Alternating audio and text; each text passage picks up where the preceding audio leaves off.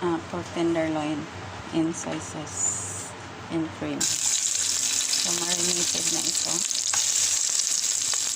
I-brown ko lang tong white onion. So, yung white onion, topping natin yan. Naka-marinate na to siya sa nor liquid seasoning.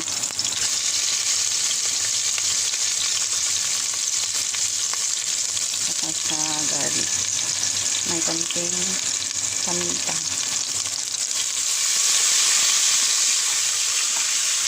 So, pang-topping lang natin ito, guys.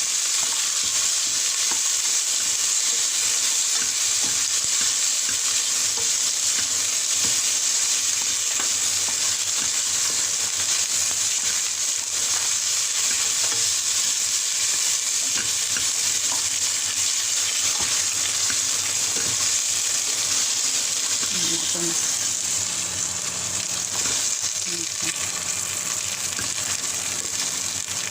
So, iprito na natin ang pork tenderloin.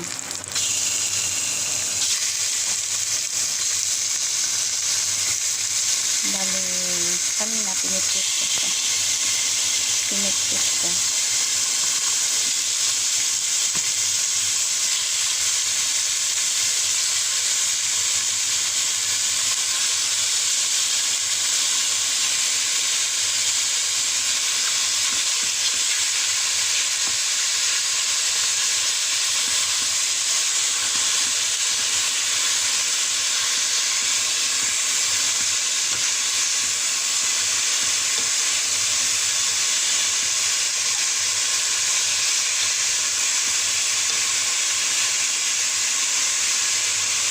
So, kahit tenderloin siya, guys, dahil pork ito, hindi siya pwedeng kainin na hilaw.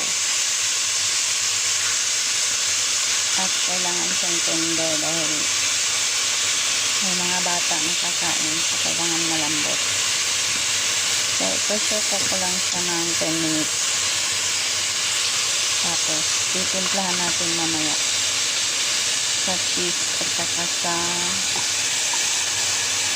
konting cream. So, isabay na natin ang mushroom. Lagyan ko ng mushroom.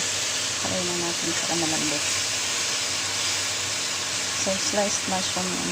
Yan ang dami mushroom.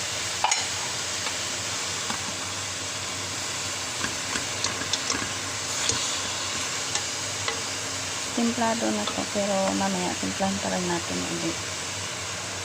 Kasi maglagay tayo ng cream. So, mamaya na-adjusting ito.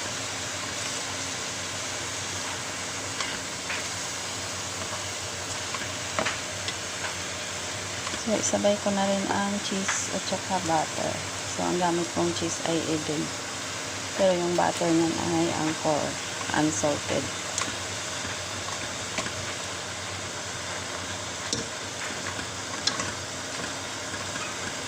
So, pwede na natin tubigan ng konti. Tapos pressure cook. Hanggang dyan lang ang tubig niya. Kasi hindi naman yan, medyo konti lang naman sauce ang gagamitin natin dito. Gagawin dito. So, that's it, guys. Pakuluan ko muna sa pressure cooker for 10 minutes. And then, mamaya itatapin natin yan. That's it, guys.